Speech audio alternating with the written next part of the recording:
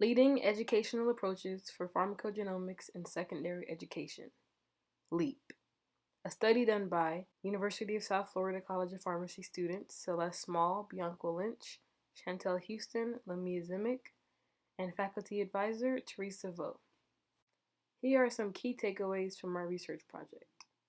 When high schoolers participated in a pharmacogenomics lesson during their high school science class, there was a significant increase in comprehension of concepts related to personalized medicine. Additionally, 11th and 12th graders achieved the highest scores on surveys given after the lesson, which served as tools to measure comprehension between students. In secondary education, basic genetic principles are introduced in a biology course with real-world applications, mainly centering around genetic predisposition to disease. Pharmacogenomics is the study of how an individual's genes can affect response to medications. This is a topic that is not currently addressed in secondary education. Despite proven benefits of pharmacogenomic testing, an overall lack of familiarity with the concept has contributed to its underutilization. As healthcare advances, the use of pharmacogenomics for medication therapy optimization will only be accepted if patients understand pharmacogenomics and its perceived benefits. There's limited data to date describing how pharmacogenomic concepts can be introduced in secondary education. The purpose of this study was to determine if our teaching method was effective in educating high school students about pharmacogenomics. Teaching younger generations about pharmacogenomics and its benefits can nurture positive attitudes towards genetic testing in the future. USF International Review Board approved the LEAP study. Informed consent was obtained for participating subjects. Student pharmacist volunteers from the USF COP assisted researchers in delivering a pharmacogenomics lesson to 120 students at 5 high schools in Hillsborough County area. These high schools included Lido, Robinson, East Bay, Jefferson, and Newsom High School. The lesson included a presentation and a hands-on activity. The presentation also included concepts such as essential dogma, genetic variation, receptor and ligand interactions, psychological traits that influence medication response, processes involved in the metabolic breakdowns of medication, and benefits and future roles of personalized medicine in healthcare.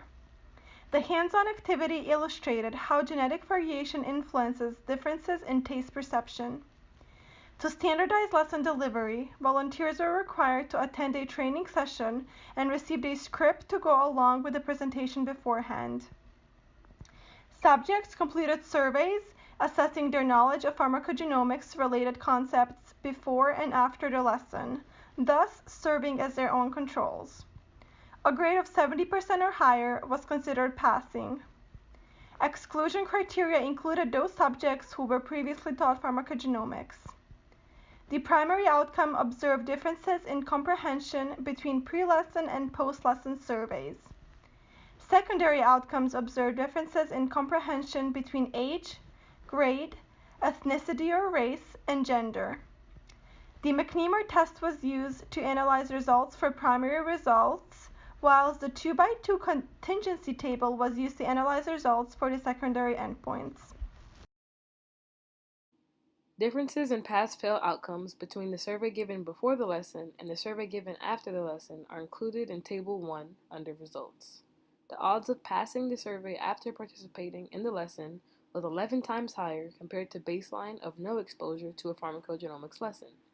This translated into a statistically significant odds ratio of 11.0. Figure 1 illustrates students' performance on pre- and post-lesson surveys and shows the number of pass and fail results for the two surveys. Looking at the table, about 75 students passed the pre-lesson survey and about 50 failed it, compared to over 100 students passing the post-lesson surveys and less than 25 failing to show adequate comprehension in pharmacogenomics. And lastly, Table 2 provides an overview of the baseline characteristics of the students who participated in this study. So overall, it seems like in all grades, there was an increased comprehension in the post-survey results relating to pharmacogenomics after the lesson was taught. Also, we could see that for 11th and 12th graders, it was 100% pass rate after the lesson than before the lesson. So if we were going to implement this concept into a grade level, 11th and 12th graders would probably be the best ones. Also, there was some limitations to our study. For one, there was a lack of knowledge regarding how much students actually knew about prior scientific education. Some of them could have known a lot more than we thought. Also, there was a small sample size as well. We were supposed to have like over 700 students. However, we ended up only having about 127. So we had small sample size and the lack of power. So there needs to be further research to evaluate the effect prior genetic education has on students' ability to comprehend pharmacogenomic concepts.